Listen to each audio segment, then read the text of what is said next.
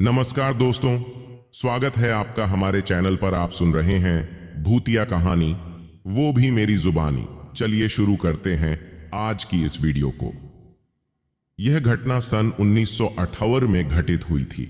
उस समय में चिकित्सा सुविधा बहुत ही कमजोर हुआ करती थी। उत्तर प्रदेश के कानपुर जिले के एक छोटे से गांव रसूलपुर में एक चौधरी राम सिन्हा नाम का आदमी रहा करता था। उसके एक 3 साल का बच्चा था। उसे मलेरिया हो गया और काफी इलाज करने के बाद भी वह जिंदा नहीं बच सका। रात में उसकी मौत होने से सुबह उसके अंतिम संस्कार करने का निर्णय लिया गया। उसी रात को कानपुर जिले के एक दूसरे गांव में लक्ष्मण नाम के एक आदमी की बैलगाड़ी के पहिए के नीचे आ जाने से मौत हो गई।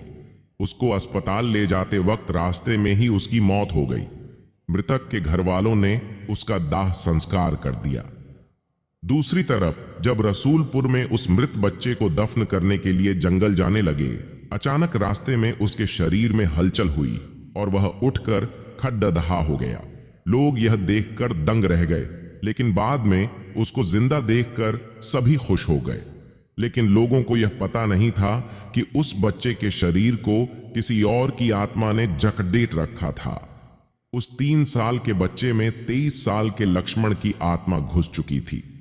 वह अलग जगह पर आकर बहुत परेशान हो रहा था और खाना खाने से मना कर रहा था, लेकिन बड़ी मुश्किल से समझाकर उसको खाने के लिए राजी किया गया। एक दिन वह बच्चा अपनी मां के साथ उसके ननिहाल जा रहा था कि अचानक रास्ते में वह जगह आई जहां लक्ष्मण की मौत हुई थी।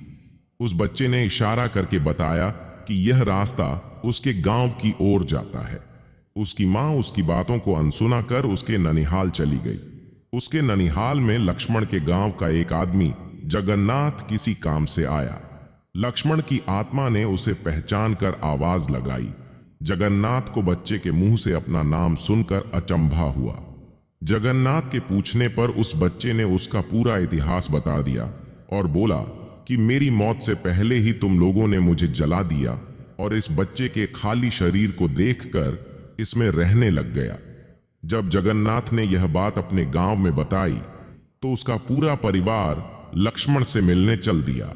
उस बच्चे ने सबको पहचान लिया और वह उनके साथ उनके गांव चल दिया।